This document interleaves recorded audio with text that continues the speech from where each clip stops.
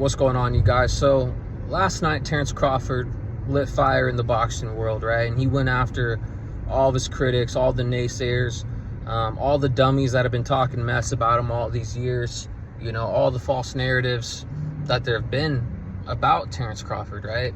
He addressed every single one of them. And I was really glad to see that because Terence Crawford is a quiet, humble dude. And I think everybody just has their limit of the amount of BS that they can just take and put up with. And I think Crawford finally, you know, found his limit and ultimately just went off, you know. And then today I check my feed and I see that they stripped Terence Crawford of the WBC belt that he just won, you know, after becoming undisputed at 168. They stripped him because he didn't pay his sanctioning fees. Complete BS, man. Complete BS. Keep in mind, these sanctioning fees, you know, Crawford's got three other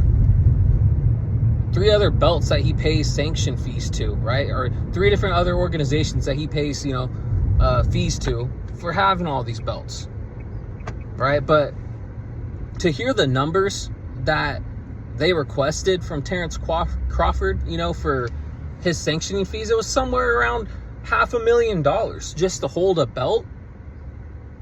Complete BS, dude. This is a horrible look for Mauricio Sulaiman and the whole WBC organization as a whole, right? And I think ultimately these fighters are probably going to end up saying, fuck the belts, you know? Why do we need to pay it? Why do we need to have them? We've already heard conversations of this, right? You've had guys like Floyd Mayweather, Andre Ward, you know, now Crawford, and I'm sure there's other ones too that I'm just spacing. But why hold a belt if you have to pay dang near $500,000 to hold it, right? Or to, you know, just keep the belt, right?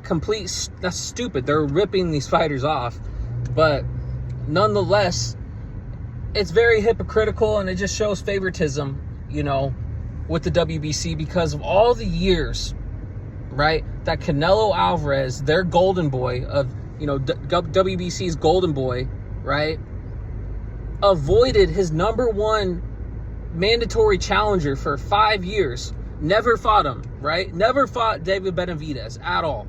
Completely ducked him. When he was at 160, he ducked Jermall Charlo, right? A Jermall Charlo that wasn't all perked up and, you know, dang near an alcoholic at that point. He was in the prime of his career. They upgraded him to a franchise champion, right? Just so he can avoid Jermall Charlo. The amount of favoritism in the sport of boxing, the amount of politics, you know, it just makes it a complete joke. And that's what this is. This is a complete joke to strip Terence Crawford of the belt because he didn't want to pay almost $500,000 worth of sanctioning fees. But throughout the years, right, Canelo Alvarez gets to avoid all of his, you know, mandatory challengers, you know, gets to do whatever he wants, right? But he's paying that sanctioning fee, I'm sure, right? I'm sure Mauricio and all these other sanctioning bodies love Canelo Alvarez because when they get that check from, you know, the sanctioning fees, I'm sure it's very fat. But complete BS, man. Complete BS. And I'm glad Terence Crawford went off. I'm liking Crawford going off on everybody because this is stuff that's needed to be said for years and years, and I'm glad that he's kind of come to the point where he's just got to check everybody on it. But those are my thoughts on it, man. Let me know what you guys think. Do you think it was very unfair for the WBC to strip Terence Crawford? Let me know. Hate, like, comment, subscribe.